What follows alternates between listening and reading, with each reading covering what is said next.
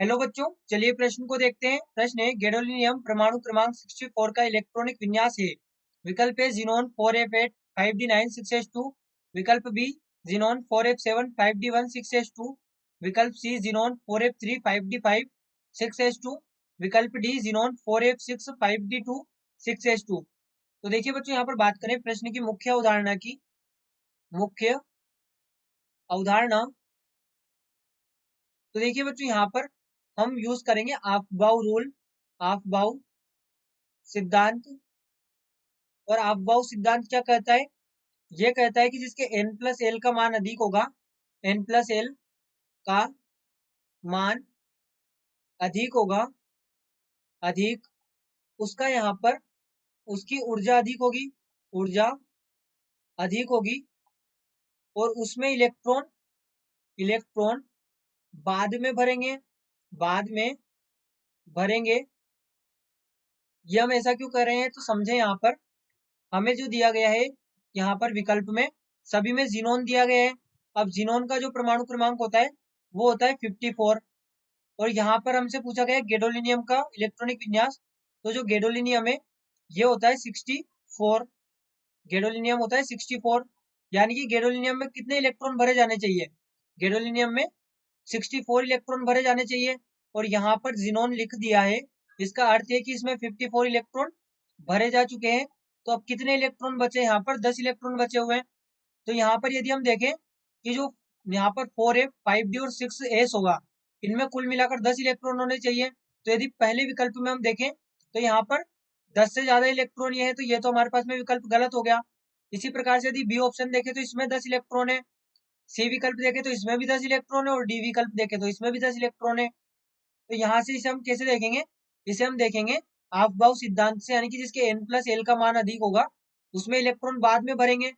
तो हम यहाँ पर 4f 5d और 6s का जो है n+l का मान देखें तो जो हमारे पास में 4f होगा, 4f 4f में n का मान यहाँ पर होता है 4, और f का जो मान होगा, यहाँ पर जो l का मान होगा, l यहाँ पर होता है 3, क्योंकि हमारे पास में जो l होता है, l यहाँ पर n-1 होता है।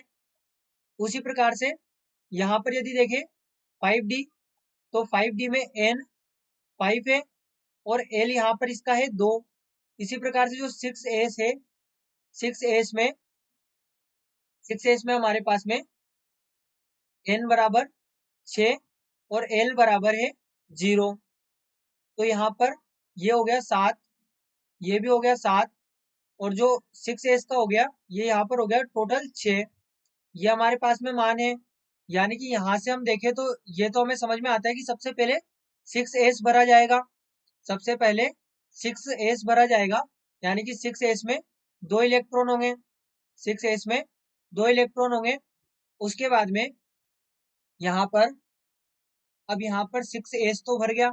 इसके बाद में यदि हम देखें 4f और 5d, तो दोनों में यहाँ पर इनके जो n+l के मान है वो समान है।